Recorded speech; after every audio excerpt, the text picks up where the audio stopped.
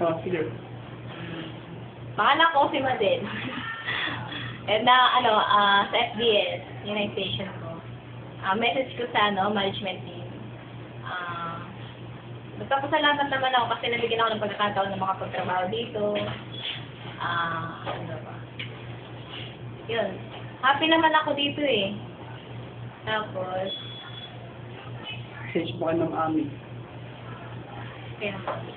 message ko kay Ma'am Ami. Ma'am, thank you po. Thank you po sa lahat-lahat. Hindi ko po makakalimutan yung palaging, lagi ako nasa-challenge sa target. Ayun. Tapos kay Ma'am Abby.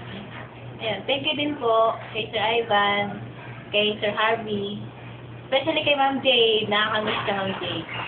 Ayan. Tapos, ako off naman kay Kuya Ken. Bok, ingat ka palagi. Ayun. Madami akong natutunan sa mga batos mo dito. kay Kuya AG, thank you din. Kay Kuya Makoy, Kuya Seth. Ayan, thank you sa inyong lahat. Kuya Richard. Kay Kuya Richard. Wala akong masabi dyan, super bait ni Kuya Seth. Anong di mo makakita-experience dyan? Ang hindi makalimutan experience. Kahit hindi man ako nagsaksi sa counter noon, masaya naman ako sa pagiging FDS. Kahit na sobrang nakakapagod, lalo na maglakad.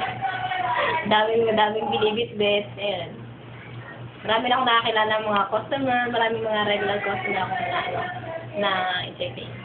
Message mo sa team. Ang laman. Tapos na, Kuya Ken. Wala na. Yun lang. Thank you. Love you.